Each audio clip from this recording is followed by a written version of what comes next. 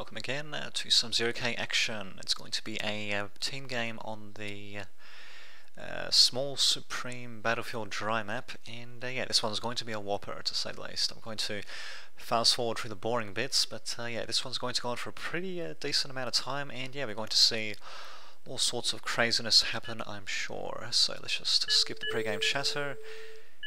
And yeah, I mean, Small Supreme Battlefield in general usually takes a bit longer than usual, mostly because of this isthmus. It only provides a little bit of well,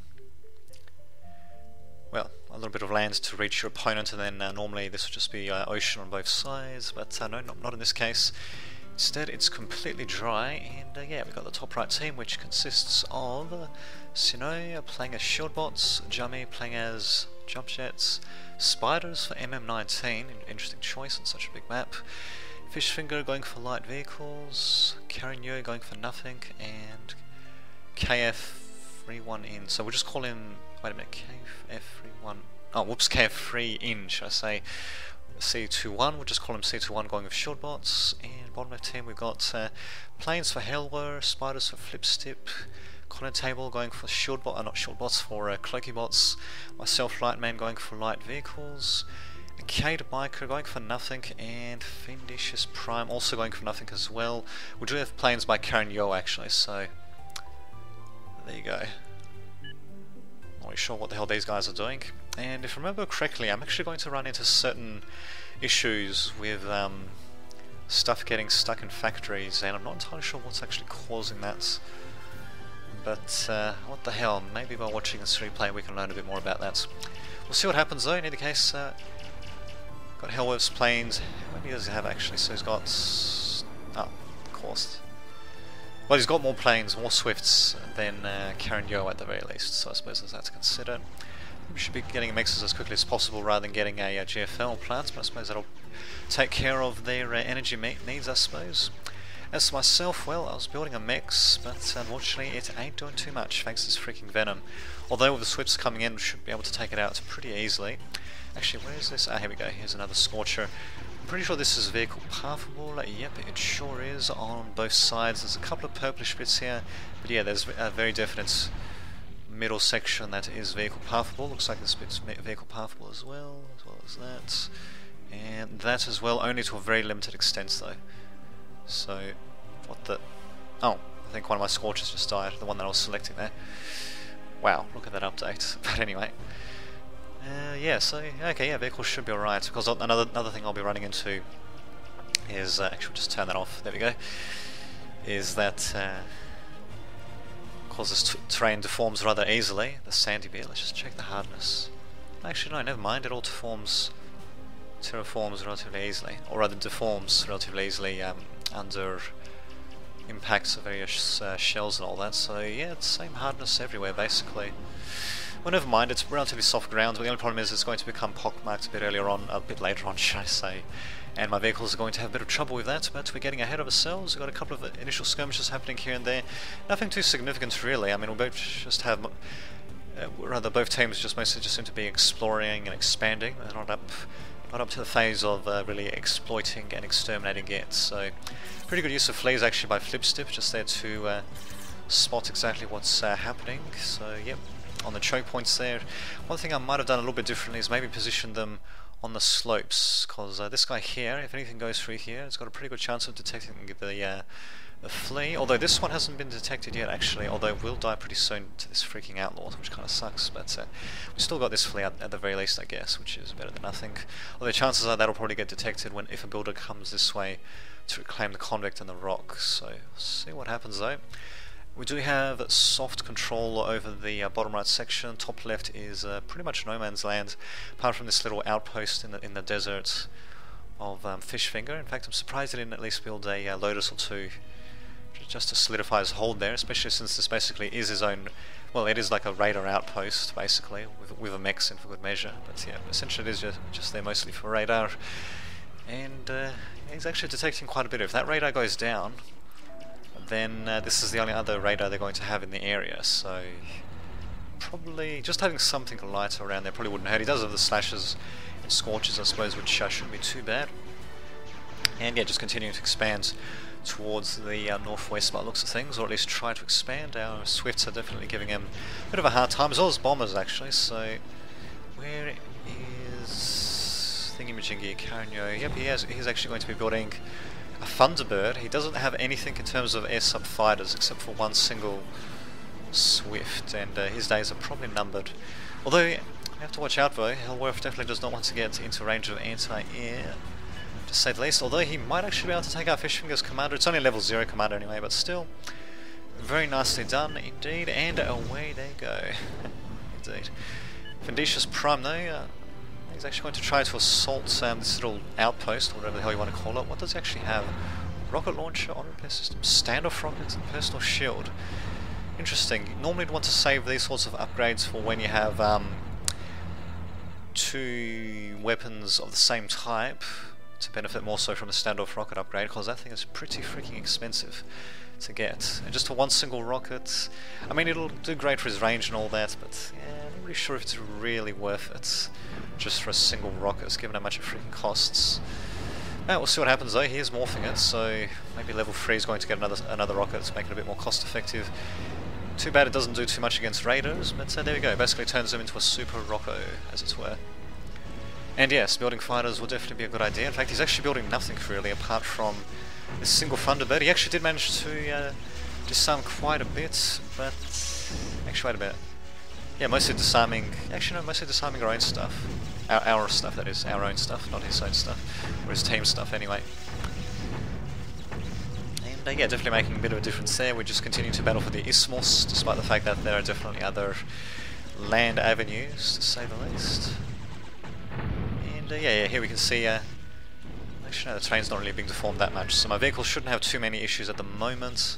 Still kind of sucks though, how they have to worry about that sort of stuff a bit. Another commander going down of the opponents, actually it was level 1 commander this time. Beam Laser and Nanolave, not too shabby, and looks like our control of the southwest is being challenged. We've got a whole bunch of thugs, an outlaw, felon as well, basically just to come in and blow everything up.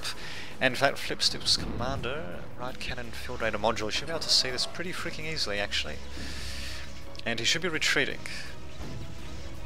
Not really sure why he's not doing that, but yeah, being out alone like that is not going to help him too much. So yeah, we're definitely being challenged a bit here. We're not being challenged too much in the northwest though.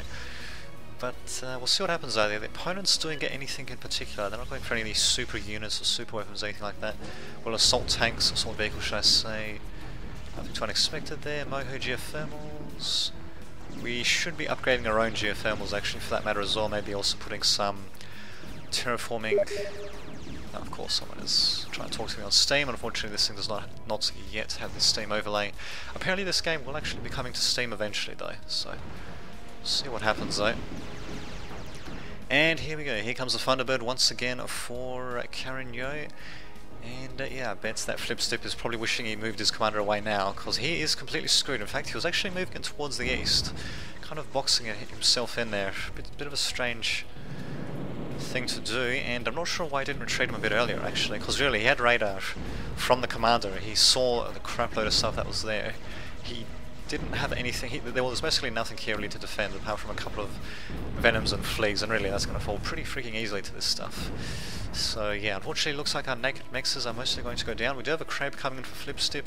If we can keep that alive, that will definitely make quite a bit of difference indeed.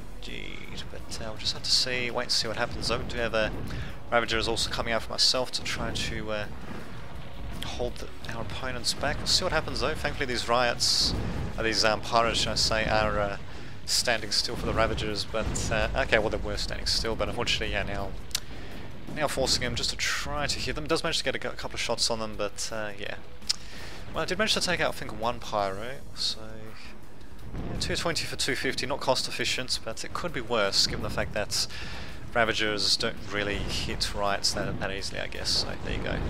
We'll talk about stuff getting too close to comfort. Not really sure what I was doing, sending in this this slasher in that close actually, and of course now you've got freaking Racketeers coming in as well to disarm the crap out of everything, and yeah, basically I should be retreating. I'm not really sure why I'm just diving in with these Ravagers, just sending them in piecemeal. It seems like a bit of a strange thing to do. But, oh well, actually, is that a... Oh, okay, so must have missed that, but, because I'm pretty sure I did have a light vehicle factory up here, but it looks like I moved it down here instead. And I believe this is actually where I noticed, so probably not happening right now, but a bit later on we're going to see stuff get stuck inside of that factory. I'm not entirely sure why that even happens, but yeah, well, what can you do?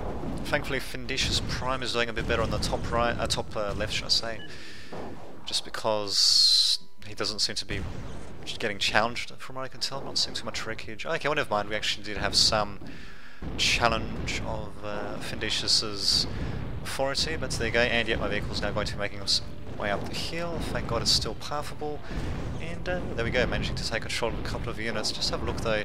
Okay, yeah, this purple bit's not pathable, but yeah, they can just go around like this. Probably should just terraform the ramp or something like that for them to take the regular route through, but what the hell, I mean, this basically means that I'm almost inevitably always going to be flanking the enemy if they try to push forward. Have to watch out with those dominatrices though, those pyros, well, they can just jump in and just take me out, but thankfully I do have a leveler, a couple of levelers actually to help defend dominatrix, and a free pyro as well, so huzzah, huzzah. Not sure what I'm going to do with this one. Well, send them mostly to die against these other two pyros by the looks of things. The hell am I... okay, yeah, just issuing out a couple of seemingly random orders there, to say the least, but there you go. And yeah, battle lines being a bit more solidified on the bottom right, although this isn't that solid actually. We are still vulnerable to getting flanked, possibly getting a piercing attack here. Actually, where we were, until we got these Doomsdays up. Need a bit more power for them. There we go, and of course, just I say that, we can do get more power.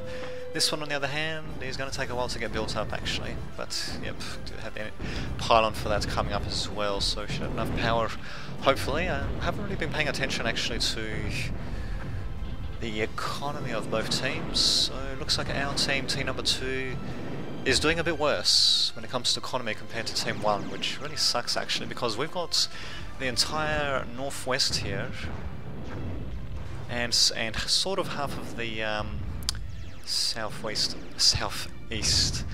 as well, so interesting. Dota. Oh right, yes. Well, there you go, there's also some commentary on Dota as well, good to think. Although I thought it was meant to be balanced. Speaking of which, these Scorchers should have gone a bit closer to the Lotus there to be a bit more cost effective, or whatever. They're streaming through, and yeah, Findicius Prime, he's got 23 of them. Oh no, that's actually counting Jummy's Scorchers as well, but actually Findicius is in a pretty good position, and yeah, he's basically doing exactly what he needs to do. Pretty much kiting Jummy's Scorchers, although running into that hill kind of screws him over a little bit, so, but yeah, overall definitely managing to do quite a bit of damage and scouting our opponent's base as well. In fact, this Moho Geothermal, what the hell? Oh, okay. Well, the Moho Geothermal would have been the perfect target, but apparently these pylons, holy crap, that actually was a massive explosion from that. Huh. Okay then, well they all blew up to a pylon. Huh. Okay, those things are pretty explosive, it seems. Interesting. Ah, well, we do have the Ravagers to follow up. Unfortunately, though, they don't have any anti-air support. Where the hell is our anti-air? Come on. Come on, you bastard, send them through. Actually, these things are not been morphed up yet either, actually, for that matter. In any case, Hellworth needs to be sending in these fighters, for God's sake. Dear me. Ah, well. Well, at least actually we'll be able to do quite a bit of damage to Jummy's base, and, well, given the fact that we have our opponents on the back foot here, it almost looks like as if we might actually be able to win the game at this point.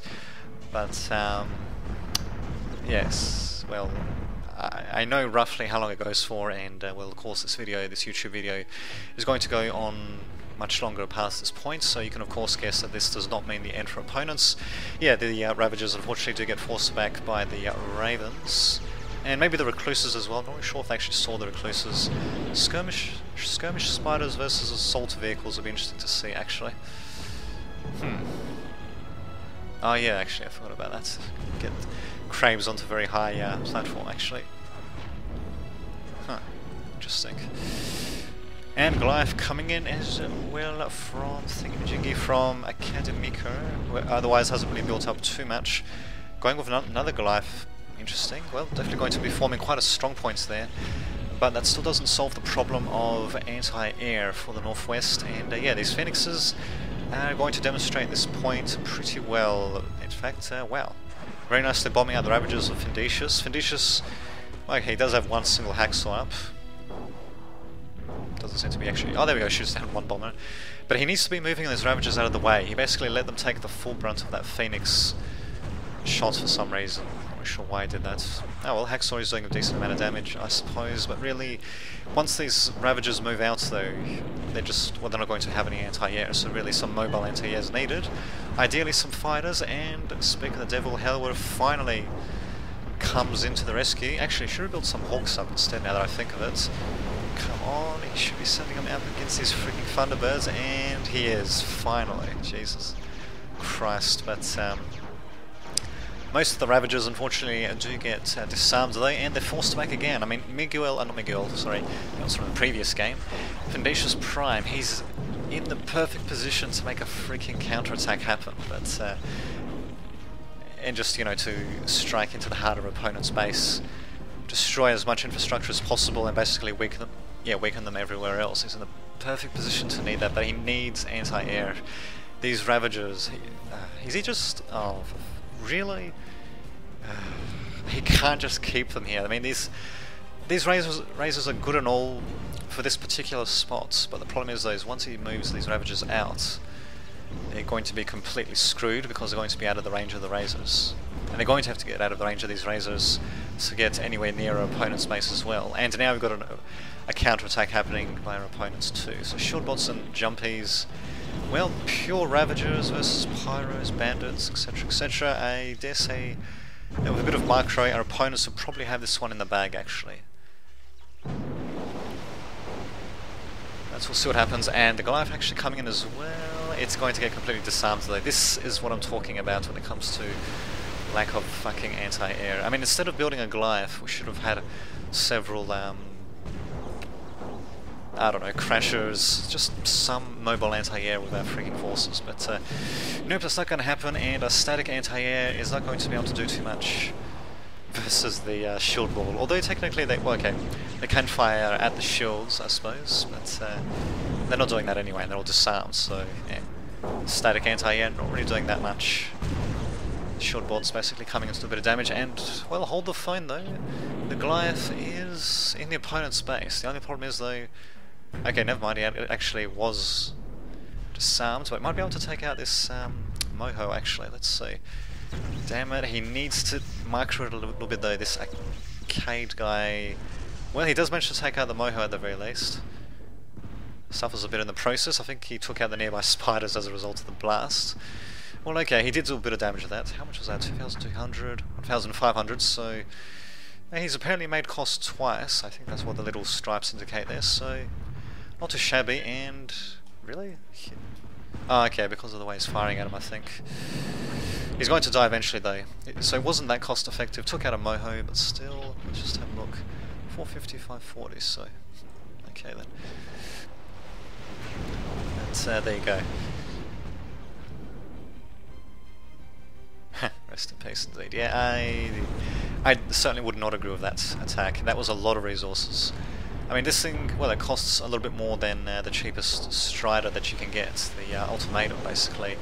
And he used it against something that was much cheaper than it. I mean, granted, the Moho is going to take a bit of a while to build, but they can reclaim it. They can reclaim this thing as well and get crap loads of metal from it. It wasn't worth it basically. I don't know why Arcade decided to do that, and this is pretty hefty cost. I mean, 2 of these now basically being sent out.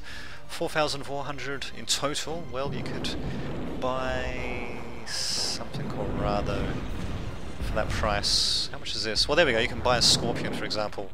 A funnel web. There you go. You can almost buy a funnel web for the same price of these 2 Goliaths, and yeah, they're just being basically thrown in without any support. So Arcade, yeah.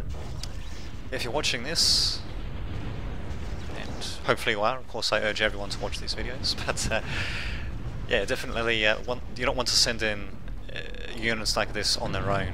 I mean, assault pushes are good and all, but this thing is incredibly expensive, and I mean, especially in team games like this, it can get countered so freaking readily, it's ridiculous. I mean, look at this. This thing is pretty much on perma-stun thanks to those Thunderbirds that are coming in. It's not going to do too much at all, and you saw that the other one was not that cost effective at all. So these things, I mean, they're definitely not to be underestimated, but they're not really meant to go on their own. I mean, you can sometimes get away with that, but not in this particular case, not when the enemy has got crap loads of planes everywhere and can basically disarm the shit out of it. So Scorpion, on the other hand, makes a bit more sense, as does the funnel web. So we'll see how that works out though. Now that I've been harping on about that for a while. I've actually got C21 going for a proxy cloaky factory. We'll see how that works out. And at the same time, yeah, we are unfortunately getting slowly driven back from the southeast though. Just having a look though, Vandals, convicts, mostly just a convict slash felon ball there, with some Vandals added in as well. So those guys will do great for repairs and all that, but yeah, it's very tricky to make that happen actually. We'll just have to wait and see. Same time though, Scorpion has done something, because it's on reload, so... Huh. Okay, well he should just be... yeah, what the hell, I think he's just waiting for it to reload again, but in that case, these Ravagers should not be engaging, they should just be retreating and waiting for the Scorpion to recharge them to use its multi-stunner. On the other hand though, we do have our own disarmament happening as well, so yeah, very good use of Thunderbirds by us. Unfortunately though, no follow-up though. These Ravagers retreating just as these guys get disarmed, so it really sucks, but oh well. What can you do? What's it the Scorpion can do actually? It's kind of out in the open. What the hell's going on there? Well, it is taking out various recluses and such, so I suppose it's better than nothing. It's got its work cut out for itself, that's for sure. And apparently this thing can actually morph into a funnel web as well if you can get it experienced enough. But given how freaking expensive it is going to be a bit tricky to make that happen. This thing is... well, I'm not sure why Fendicious Prime is using it on its own. All these super units should be part of a freaking support force. They shouldn't be charging in all willy-nilly like that. Oh well. Anyway, at least these Doomsday machines, DDMs, seem to be doing a bit of damage. It's also annihilated actually. What is the range on that thing? Okay, not as long as I thought it would be. I'm not really sure if it was worth going for that compared to maybe a Behemoth, or maybe even some Banthas. Not Banthas. Actually, Bantha might work maybe. But what was the other thing? The Big Bertha actually. But instead of that, we're actually going to be getting a nuke of our own as well as an anti-nuke. So not too shabby. At the same time, opponents advancing in with a shield ball, and not really sure how much will actually be fast forwarding, because really we've just had continuous action pretty much from the beginning. Wow. Just action all over the place, attacks happening everywhere. These Ravagers are not going to be too cost effective versus puppies, unless if they can take the damage of that getting blown up at the very least. And Fendicious Prime, yep, down goes the Scorpion. I unfortunately didn't get to see that happen, but we do have more Striders coming in. There's also a Screamer for whatever reason. Well, very long range actually, I suppose that's not too bad. Super long range, he definitely needs to make sure this thing does not die though. Jesus. Anyway, and the funnel web is still a bit of a whiles away from getting built up. So let's see, what's... oh, okay, well... okay, we're just having a look at the bottom left there, so... okay, catapults as well, 3,500, Dante 3,500. Okay, the Bantha was 10,500, no problemo. Might have been better off just building a Bantha instead of the Silencer, because the opponents, they do have an anti-nuke there. We could possibly spot and take it out with aircraft, but they've got some pretty decent anti-air defences around, so it's going to make things a little bit tricky though. Having a look at the economy again. Let's see, well, it's relatively even. It's going up and down. We've got a slight economic edge on the average from what I can tell, so... oh good, and actually Cade pointing out the anti-nuke as well, so hopefully I'm not going to be getting any launches by Connor Table until we can take that bastard out. We'll see what happens though. The bottom right unfortunately is falling pretty handily. Actually got fusion reactors being built up for some reason, presumably for a DDM or something else that requires plenty of power, because otherwise you don't really want to be building those things on the front line. Interesting. And plenty of disarmament happening as well for that matter, but well, this Doomsday Machine, if it can be built in time, it would have done just fine at stopping this attack for our southern flank, but unfortunately, well, sometimes a lot of this game just comes down to timing, and didn't quite work out for us this time though, but oh well. We almost had built it actually, it was very close, but unfortunately not meant to be. And what do you know, actually our own behemoth that was being built up, well yeah, it was being built up, not anymore though, which kind of sucks, but there we go, at least these guys are slowly but surely blowing up.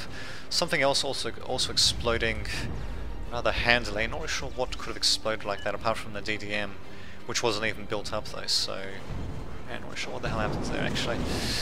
What is happening though is that we are getting slowly but surely pushed back by our opponents on the bottom right. The top left, well, it's not exactly holding. These Ravagers are essentially just retreating, and unfortunately you can't win by retreating. I mean, the Scorcher swarm here is not such a bad idea if it wasn't for the fact that, okay, we've got puppies coming in, but also because of the fact that the Felon basically tears them up. I mean, officially it's a skirmisher bot, but because it does continuous damage, near continuous anyway, it can pretty much take on anything, really. Which is why you want to be charging ahead with Ravagers instead, or disarming the this blob and then charging in with whatever you feel like, but oh well.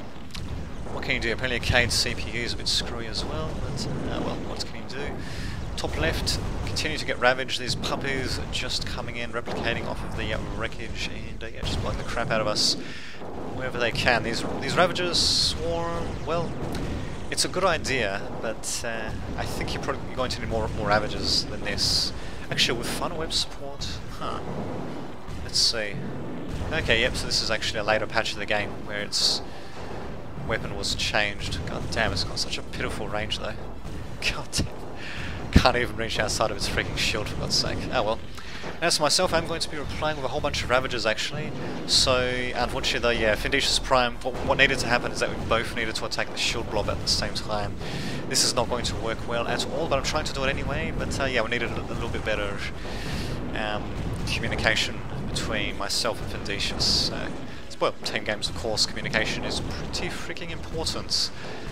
And as a result, well, we're basically sending our forces in dribs and drabs. Findicious has retreated entirely, while I've basically sent a whole bunch of Ravagers up to their end, it seems. Oh well, nice little battle lines established, and Findicious, what are you doing? Okay, not too much it seems. Yeah, basically I'm just going to need to retreat here. But yeah, if we combine our forces together, and especially if we could attack these guys in enfilade, so from one of the sides, then yeah, we'll be able to do, well, we should be able to blow them up pretty nicely. We'd have to watch out for the puppies though. So I believe I do have some stuff to, yeah, I do have a couple of levelers to help out with that. Should be able to blow the crap out of them. My commander is in a little bit of trouble though. Here's a jump commander, so should be able to jump out of there somewhat, but he is disarmed at the same time, which unfortunately, as I realised in an earlier game, stops you from jumping as well, and stop all special abilities actually. Allows you to keep walking around, which is just dandy, I guess. I suppose it's better than being stunned. Still though, the jumper does get out of there just in the nick of time. He is going to be stunned for a few more seconds. We'll see what happens though. We do have our own Thunderbird coming in. It's not going to be enough though. We needed a few to go down the length of this short blob to be able to really do anything. And these puppies actually are forming a pretty formidable reserve force as well, actually. Just, Jesus, that's a lot of footprints there that they're leaving. Yeah, just swarming all over the battlefield and devouring any wrecks they come up across. Wow. Near instantly, in fact. We've got a whole puppy swarm here. I mean, levelers and other riots would basically tear through them, especially depending on how they're microed. Okay. Otherwise, yeah. Well, as you can see, my current force is pretty freaking pitiful, actually. So just have a look at the overall army size. The enemy team is doing pretty well. They've got almost double our army, and as for economy, well, they're doing a bit better as well. Not by quite as much. We've at least got more power coming in, but we don't have as much metal, which is sort of what counts. Wow, this silence is really taking a long time, and this thing alone is 8,000 metal. The only problem with it, of course, is the fact that our enemies do have this anti-nuke. We at least know that it's here. Getting to it though, well, let's see. Okay, obviously not going to be able to rush any more units too easily. suppose planes maybe? Yeah, these things well, we just got a razor, hacksaw, not too much else, no super long range stuff, so yeah, this stuff can be, yeah, just go around the side. Then we can actually take out the protector, so maybe the Snook is actually going to be worth it. We'll see what happens though, we might just use it against the shield blob instead actually, don't know. Just don't know. Actually, wait a minute, got a tremor as well by the looks of things as well, and yep, a Cade coming up with his own tremor, sounds good. Too bad it's not really doing too much. Actually, if you just... oh, okay, just sending him up there. Well, might as well just send it directly for the shield blob, really. This thing's got a tremendous range. If anything comes close to it, then, well, got levelers and ravagers to basically stop any swarms from meeting it. So, there you go, there's that. And, yeah, this is really what I'm talking about when it comes to coordination. Basically, Findicius, well, all of our forces shouldn't really be separated like this in the first place. They should really be combined together, but at the very least we do have some Thunderbirds coming in, disarming some shield blobs, but you have to... well, the thing with Thunderbirds is that they basically disarm in a straight line. So what you need to do is you need to get them to come around the side and then to disarm on the side there, because then they'll go in a straight line and disarm along here. So that's what they needed to do instead. But yeah, just disarming like that is not particularly efficient, and we do have Phoenixes coming in as well, which as you can see have got a different bombing pattern altogether, although I think that's mostly due to a bug actually. Because of the fact that they start to drop their bombs, but then they sort of swerve back towards base while they're doing that, so it's not actually intentional the way that they do that, so that's just how it ends up happening anyway. So yeah, sometimes it's beneficial, sometimes not. What are my units doing actually? They're in the middle, not really doing too much. What they should be doing is they should be over towards the freaking left here. That's where the action's happening. There's nothing happening in the middle at all. In fact, there's even a DDM, so I can't even really push through here. I have to try to go around it. What the hell was I thinking? Oh well, and actually going for a catapult. Strange enough. And actually, wait a minute, I think that guy, he almost got stuck in that building, and I think I might start running into that problem pretty soon. We'll see what happens though. Jesus, the frame rate definitely going down a bit.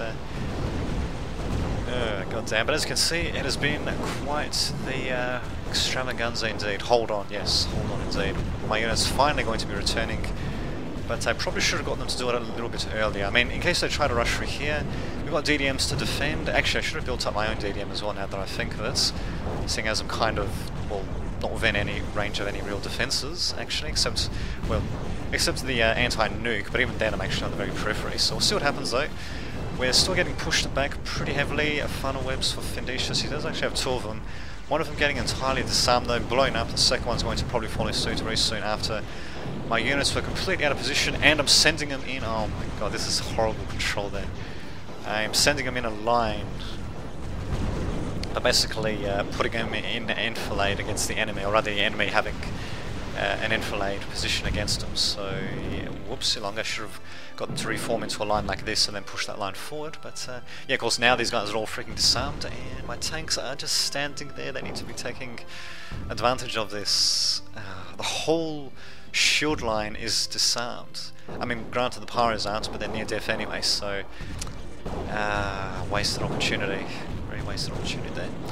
Oh well, I don't know if I wasn't aware of that. Where is my... oh no, there's my pointer, so... damn it, should have... now, if we destroyed this army here, which would have been possible while they were disarmed, then the top left would pretty much be ours. There's nothing really there. Okay, well there's some more shield bots coming in, but yeah, it's...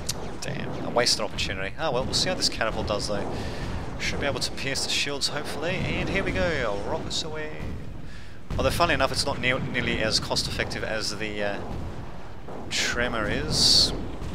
In fact, I think it's half as cost effective as the Tremor is, so probably would have been better off just going with a fact switch into Tremors instead. But the catapults, well, the problem is though, is that it didn't really pierce the shields either actually, which is the one really good thing about them, well, that and their incredible range.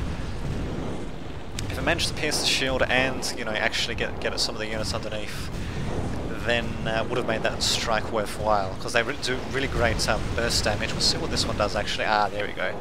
Perfect. Yeah, really good burst damage, and bam.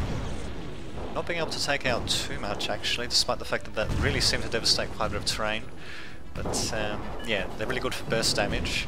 So cracking open shields, definitely good for that as well, provided that they can actually pierce the shields all in one go as well. So where? Okay, there's one catapult. The second one being built there. I don't think I have any more. And oh my, MM19 is. Actually, that wasn't too bad, really. Oh, okay, well, managing to get quite a bit of damage on the funnel web and disarming it as well, just in the nick of time. In fact, very good use of the Thunderbird there. I don't know if that was intentional or not, but he basically got the funnel web and completely avoided getting my catapult. So very nicely done. This guy is going to need to get repaired though. He is dead. So is the funnel web though, but unfortunately much of our army is destroyed, as you can see. In fact, we even got recluses coming in as well.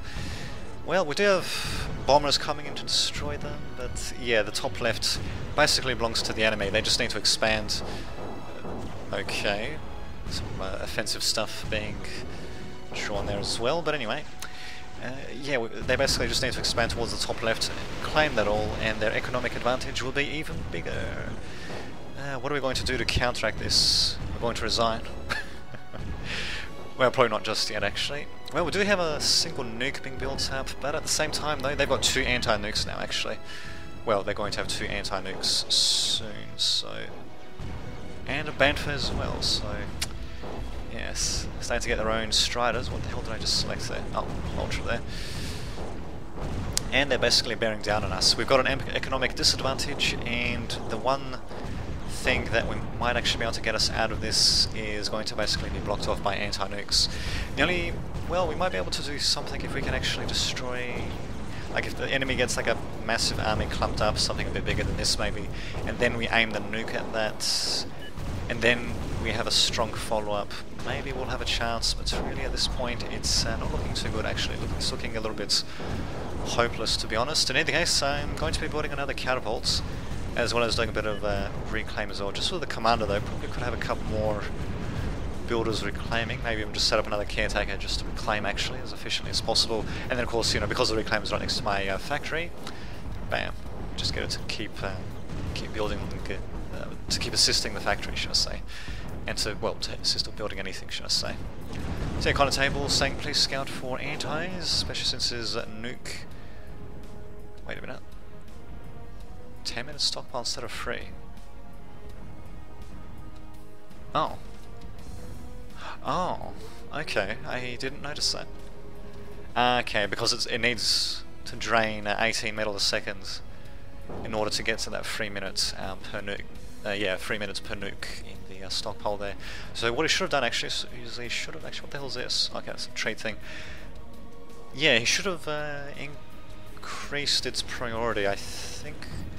Miscellaneous priority. Yeah, that's what it must be actually, for stockpile. More for stockpile. Yeah, it should have increased its priority. I mean, it would have meant that he would have been sacrificing production elsewhere, but yeah, we could have had... I mean, if that thing really took 10 minutes just to build 1 nuke, we could have had 3 nukes by this stage, so... Whoops. Yeah, I don't think I actually noticed that when we were playing, but we do have 1 nuke at the very least, but still, it should have put this thing on maximum priority. I mean, even if there were anti-nukes, which there are, we could have at the very least used the nukes on these enemy units that are coming here. And speaking of enemy units, they're threatening my base actually. Thankfully the commander is doing everything he can to counteract the pyros, not doing too badly given the circumstances. Building yet another catapult, or a catapult. Might have been the same one that I was building from before actually. It's going to take a bit of a while anyway, because I'm actually diverting some of my production from one thing and to the other. Yeah, well, I do kind of need stuff to defend my base though. Well, at the same time though... oh wait a minute, we do actually have a nuke coming off. Oh, there you go. Need to think. We'll see where that lands, but yeah, I should have just built a DDM here actually. Instead. But we'll see what happens though. Where is that nuke going to land? Ah, here we go. Not prepared for this kind of engagement. Yeah, that's a pretty good way to put it actually. But we do manage to blow the fuck out of all their units. Our own puppies... are they our puppies? Yes, they are. They can't seem to suspect any of them. Yeah, Infundicious Prime. Yeah, we do manage to blow up their entire army, so very nicely done. Managing to disarm a level 5 commander as well by jumping, and going to bomb it out as well. Can this thing morph actually? Let's see. That doesn't look like it, but I suppose enough Ravens will eventually take out this guy. Eventually. Battle Commander with crap loads of auto repair systems. So, yep, he's going to repair pretty quickly, but these bombers seem to be taking him out quickly enough. Okay, maybe not that quickly, but still. And yeah, very nice little nuclear explosion there. Let's see, the army value is definitely a hell of a lot more even now. It's still slightly greater for opponents, but still we managed to equalise things a bit. And at the very least that means that the top left is now open to both teams, and hopefully we're going to be expanding at some point. Catapult is out, building another one, reclaiming at the same time. Got the builder doing that as well, sounds good to me. And Venetia's Prime actually has got crap loads of puppies as well, so we'll see how that works out. Generally they're pretty cost effective depending on how they're used and what they're used against. And now that I think of it, that's actually a very general statement that can apply to pretty much anything. But with puppies especially, because of the fact that they're short-ranged and the fact that they're basically suicide units, well, if you can get your opponent up against an edge, or up against a wall of some kinds, then really these guys can really shine. I mean, even versus riot units, depending on the spacing of the puppies and all that, if you can get them to attack from multiple directions all at once, for example, then yeah, you can even overwhelm riot units, which should technically counter them. So there you go. In either case, got some more fire by my catapults there, actually piercing the shields, even taking out the Aegis as well, so actually turning out to be pretty handy there. And yeah, we might not be prepared for this kind of engagement, but we're still going to give our opponents a hell of a fight in either case.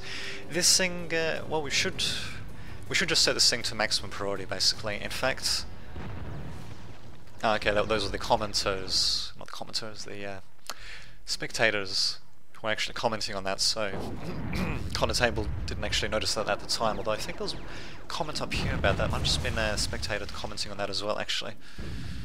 Huh.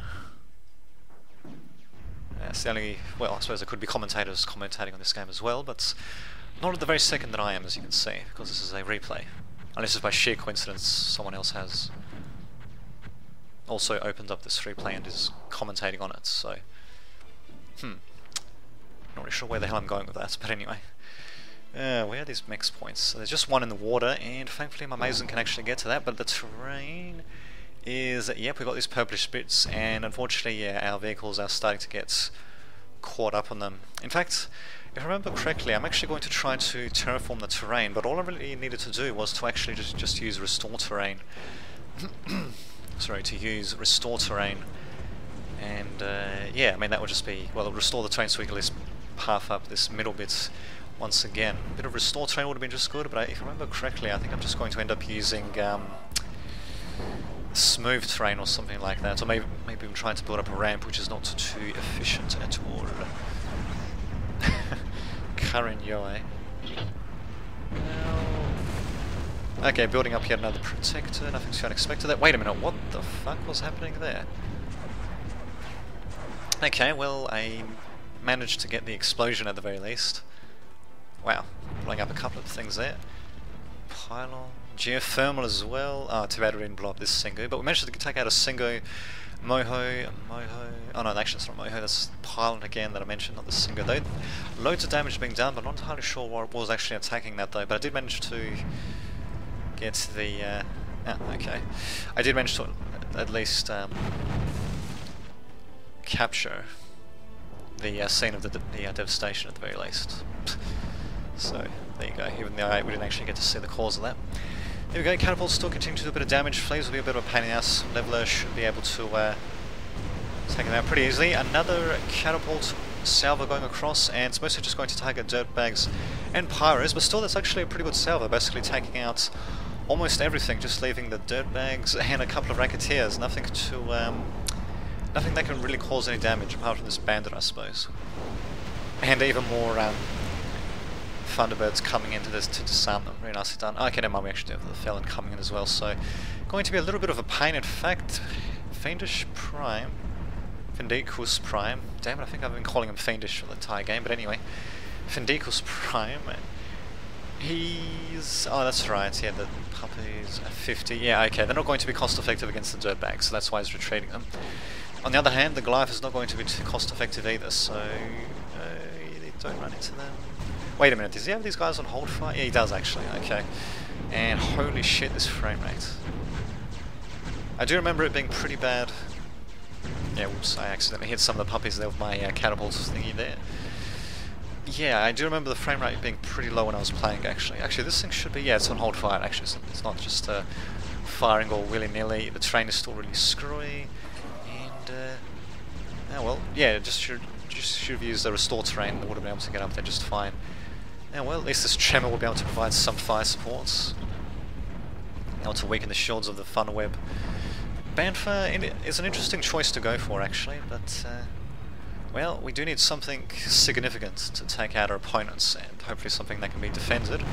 And we do have MM19 going with his own Bantha as well as a Thunderweb, so might have been better off just going with a couple of thingamajiggies, the ultimatums actually, just to take out their Striders. But hold the phone, MM19 is actually retreating with his Bantha. I'm not entirely sure why. It is at full health. He's got supporting units around it, of sorts. So I'm not really sure why he's retreating it, but there's actually going to be giving us quite a bit of breathing room. And very good use of the Thunderbirds again, bombing and stunning everything, as well as the Ravens coming in to, yeah, just to finish off the Thunderweb, and down it goes. Very nicely done. And Upsilon end up bombing a little bit of my opponent's base, I'm pretty sure, with that catapult shot, although I didn't see any of those explosions though from the catapult's missiles, but we saw the missiles themselves. Huh, interesting. Interesting indeed. Guess there must be a bit of a limit or something like that. Krog. I think he's actually referring to the detriment. The Krog is the Krogoth, which is from, I think, from the original Total Annihilation, which is also featured in Balanced Annihilation. Not in this game though. In this game we've got the detriment, which pretty much does the same thing, really. Maybe there's some differences between them. If so, then who knows?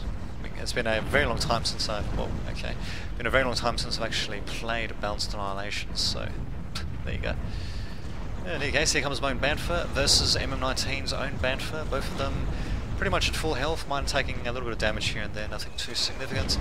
He's mostly going to be used up against bandits and dirtbags though, which is not too efficient, but at the very least I do have Stardusts up. Okay, why the hell didn't I just build a freaking DDM is beyond me. I don't think I've ever actually built one in a game, now that I think of it. But yeah, I think that probably would come in handy here, more so than freaking Stardusts, but oh well. Bantha also getting repaired. Bit of battlefield repairs as well by those Freakers of Findicus, so very nicely done. Another nuke is up. And that's it actually, it's just got only had one single nuke, might as well just see where it lands. There's not really too much in terms of viable targets though, and they're actually building the Protector here as well, so it actually does get intercepted. Man, that sucks. So that nuke, well, okay, it did manage to take out that initial army that was heading towards us, but at the same time though, just can't help but think that the resources on this silencer might have been better spent on something else maybe. Just given the amount of Protectors that are everywhere, not to mention the fact they even got one here actually. Probably going to build one up here eventually, although there's nothing really too worthwhile to shoot here anyway. Nothing really worthwhile for the catapult to fire at, just shooting at bandits and boxes of dirt. Probably mostly due to the fact that it doesn't have any other targets. So, indeed. Yeah, exactly, why doesn't he build up some pork there? Very strange. He's going to bomb it, is he? All the anti-air that's here. Well, we'll see how that works out. The frame rate, at the very least, is slightly more than it was before, but now, of course, it's going straight to hell. Well, not too shabby. Might be able to take out the catapult as well. Yep, you sure will. What about the Thunderweb? These bombers, what are they doing? Oh, okay. Actually, that's not such a bad little target to take out either. Losing, actually, no, wait a minute. These Ravens are not lost, they're stunned. Interesting, I didn't really see what the hell stunned them, but there you go. Yeah, okay, destroying some pretty good targets there, and in fact, well, with a couple of ultimatums to take out the Thunderwebs, or bombers for that matter, although I think there's too much anti-air, they're way too much anti-air, I think we should be able to push them back. They don't really have too much significance in terms of defences, a couple of Stardusts, nothing too much else. They're shielded, I suppose, but really nothing too significant in fact. So yeah, a couple of ultimatums, would, if they could dispatch these Thunderwebs, would be perfect. Absolutely perfect. But yeah, we just got mostly conventional forces being deployed. In fact, craploads of razors actually, mostly against the Funnelweb's drones, maybe. Suppose so. Behemoths, well, they're staying out of the Behemoth's range anyway. Annihilator, I'm not sure why the Annihilator's there. It's basically just a shorter range Behemoth. Okay, it is slightly cheaper, but not by much really. And they require the same amount of power, for God's sake. So might as well just use the freaking Behemoth, for God's sake. Another Annihilator there. Well, I guess it's just there for defense, like a DDM, in which case I should just use a DDM. But now, whatever. So yeah, we definitely did have a few opportunities to turn things around. Unfortunately, we're not really taking advantage of any of that. And yeah, now we're just slowly but surely getting driven back. And I believe the game should be ending pretty soon. We do have a really attempt to exit the game. Not really sure why that's the case. But yeah, we probably should be resigning. We don't really have any tricks left up our sleeves. I mean, the most significant units we have left up our sleeves would be the Bantha, and I suppose maybe to a lesser extent the catapults. Just have a look though, yeah, the opponents have an enormous economic advantage on us. The army advantage isn't that big for them, but that's going to change pretty quickly as well, actually. Now with a rival Bantha coming up, well, yeah, that's basically going to force me to retreat my own Bantha, since it's basically not being supported by anything apart from the catapult. I do try to send up a couple of tanks up here and there, but wow, they're certainly know how to jiggle around, I'll give them that. But yeah, the pathing, well, there's actually a little bit of a path there, so they're kind of struggling. Interesting. And plenty of wreckage as well, for that matter as well, actually. But yeah, I should have just smoothed out, not smoothed out, I should have just restored the terrain actually. But yeah, you can see definitely how lumpy it is, all these craters, especially the big one there, of course. So. Oh well, and yeah, MM19's Bantha is yeah, basically going to take pot shots at these guys while they sit there and do nothing. Commander's still at level 3, I haven't really focused on him too much, which isn't too surprising. And as for our pork, we've got a Razor, but that's not going to do too much against thugs, bandits, and dirt boxes for that matter. Or dirt bags, whatever, you know what I mean. And yep, another Bantha. Okay, yeah, they've definitely got us here, really. Unless if we can destroy all of the Striders with ultimatums near simultaneously and manage to make a counterattack happen, I don't see us winning this. We've really got our work cut out for us, to say the least. Yeah, well, and as the enemy, they're not actually building any super weapons, any static super weapons, should I say. But really, they don't really have to. They've got economic control, they've got protectors everywhere except in the top left, and well, they've got Striders backed up by various static defences and mobile units as well, so yes. And now we've got frame rates dropping into the single digits. Freaking dandy. I mean, yeah, they don't really need a protector up here just because of the fact that there's nothing really worth protecting. I mean, yeah, they do have naked mixers mostly, okay, except for a couple of random defences dotted around. This Stardust is not really doing too much. You can kind of just drive around that pretty easily, but yeah. Nothing too significant there. We're not making headway anywhere. Really, we're just staving off the inevitable in this case.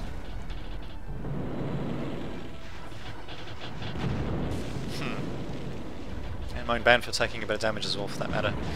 Where is our anti-air? Well, we do have some razors, I suppose, and we do some planes flying in as well. Jesus Christ, this frame rate though. Well, we've got plenty happening, that's for sure.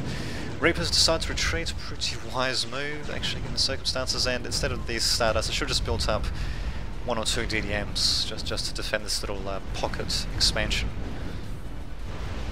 Which actually defends this little entrance here as well, actually, very nicely. In fact, we actually got some dedicated walls being set up here as well, so...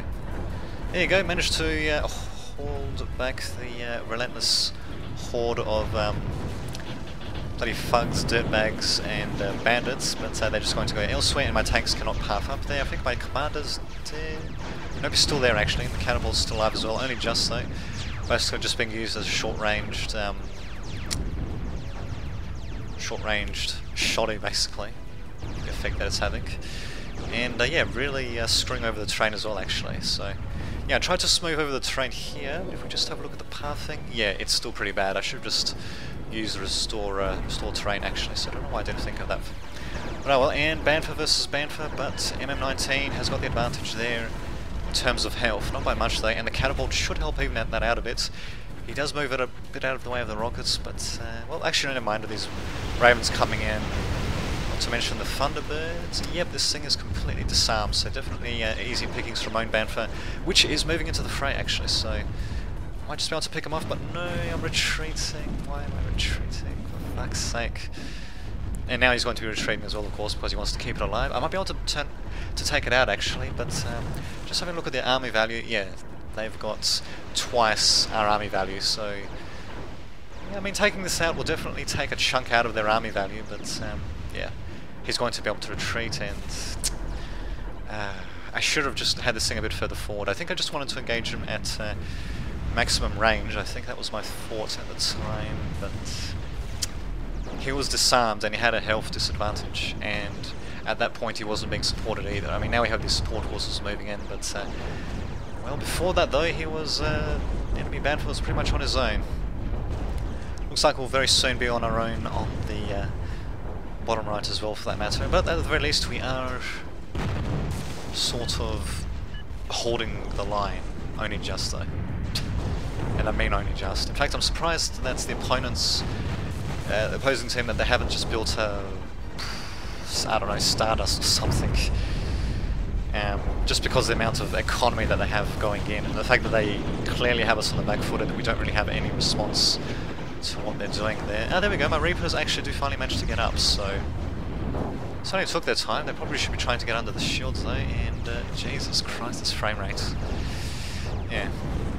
This game, well, the engine is normally single-threaded. It can be multi-threaded, but that screws up various things, so especially the actual rendering. So, yeah, unfortunately I don't really use multi-threading. As a result, maybe eventually the engine will properly support multi-threading. I mean, it doesn't actually, I mean, it's so buggy that it's not even allowed. It's just automatically disabled when you're playing a multiplayer game. It's only enabled for single player and for replays, but no, I've just got to disable altogether. If there's one good thing that I can say about our team, it's the fact that we've got some pretty solid defences set up. We do have protectors of our own. We do have a nuclear missile that can be used against any masses of units that manage to make their way through. And, well, yeah, okay, well that and the Banfer isn't too bad. I mean, we're not going to die that easily, but really we are going to die though, almost certainly at this point. And now we do have another attempted resignation, and hopefully that's going to go through, otherwise this game's going to drag on for a bit of a while. Actually, how long does it even go? Oh, actually it does go on for a bit of a while longer, so I think I'll just fast forward, which is just going to screw up the frame rate even more. Indeed. Oh, interesting. So anyway, yeah, we'll just speed things up a bit actually, because Bullseye, what did he... Oh, okay, well he's going to try to come in again with his Goliath. Damn it, Adam. Or not Adam, Acadam, should I say. He's... just doesn't seem to learn. Kind of reminds me of myself sometimes actually. Sometimes I tend to be a bit stubborn in doing various strategies that's probably shouldn't be doing at various points, but anyway. Detra coming, great. Where is it? Okay, that's the one that's in production. I think they said that there was one coming though, and where is it? Because I'm pretty sure you should at least have one final battle, if I remember correctly. Ah, here he is. One final battle before we completely resign, so we'll see what happens. Actually, this Banfer, let's just go back to normal speed actually. So he's there, he's there. What are their ranges? 950, 600, 820, 925, ranges, 600. And EMP missiles 1200, okay, range. So I can barely kite the detriments. Actually, what about the speed? 1.7, 1.2. So yeah, the Banfer it actually can be used to kite the detriments. I'll be damned. Not that that really makes much of a difference anyway. I mean, this thing's got so much health that it can basically walk into a base while the Banfer's taking pot shots at it, but I suppose it's better than nothing. In either case, I do actually wisely move it out of the way of the detriments, but it's not going to make much of a difference. It'll continue its relentless march forward, and yeah, good job actually using the Eraser as well to cloak its approach. pretty sure it's just set to guarded, isn't it? Yep, it's just set to guarded. Okay, never mind indeed. Yeah, they're pretty much going to blow us up. We're going to have one final battle, which is mostly going to consist of the detriments coming in and blowing everything up by the looks of things. Oh, okay, and the Banfer by MM19, blowing up my heavy tank factory there. Where's my Banfer actually? I think I kept it alive. Oh, there it is. A little bit far forward, in fact actually getting bombarded as well. Might be able to take out, well actually, just see what happens though. C21's Banfer, it is low on health, but I think mine is as well actually, especially after that bombardment, so especially the detriment supporting is going to make things a bit tricky, and with a second Banfer, yeah, really, we've got no freaking chance at all. This thing can take a few pot shots here and there, but what am I even doing with him actually? I think nope, I'm just getting him to retreat. It's a bit risky getting him to retreat right next to the detriment and the enemy Banfers, but seeing as there's nothing else really happening on the bottom right or anywhere else really. Oh, there we go, we actually have some ultimatums being sent out. There you go. See how that works out. The Banfer, against all odds, does actually manage to make it through by the looks of things. And even get a pot shot off on the detriment. He is getting shot at pretty heavily though, he can't really take much more, but he does manage to survive barely. And I mean, barely. His missiles alone will be able to take him out pretty easy. He does manage to still get more pot shots off, and a couple more rockets landing on the detriment, getting disarmed a little bit, partially disarmed, which basically means it's not disarmed at all really in terms of the actual effect. It's going to continue walking though. It is down to half health though, so we are managing to do plenty of damage to it. It is getting supported by an enemy Banfer though, and okay, there we go. Cad actually doing quite a bit of damage with his Goliath, actually lasting a very long time. Well, given how much health it has, actually, how much health does it have? Yeah, 12,000, it is basically a mini Strider. And especially its cost as well, actually. Basically as a mini Strider. So much so that it actually would be worthwhile using an ultimatum against it. But in any case, what the fuck? Okay, I think that was our own silencer actually, that was being used against it. Well, silencer gets let off, and the enemy Banfer, I'm pretty sure is dead. Kind of hard to see through this explosion. But the detriment is very much alive, then I'm pretty sure the enemy Banfer got taken out. MM19's detriment is still there, and there we go, finally resigned. I think my own Banfer was probably taken out in the blast as well. Maybe, don't know. In any case, yeah, the enemy Banfer, enemy detriment is still incoming, and well, they're just continuing to flood in. We should be resigning, basically. I mean, this detriment is heavily damaged, but now it's got supporting units as well. A little bit of anti-air even, another nuke being let off. How many nukes does this guy have, actually? Wow, talking about bad frame rate. 0, so where is he going to actually let this nuke off? I suppose another shot at this thing, I'm not sure if it actually, I don't think we'll take it out though, that's the problem. And down it goes anyway. Where is it going to land? Ah, okay, so it's actually going to land on the funnel web and take it out as well. Very nice. So we do manage to take that out at the very least, and if we can take out the detriment, we can at least slow down the offensive into our base, but really we're just slowing them down. We're giving them a hell of a run though, but you can definitely say that this is our downfall. Surrounded basically everywhere, slowly getting pushed back. A few valiant attempts here and there, but still overall pretty fun game. It kind of dragged on a bit longer than it should have, but well, God knows we did try. We threw units away kind of needlessly at different points, especially into deep raids into the enemy base that were unsupported with very expensive units.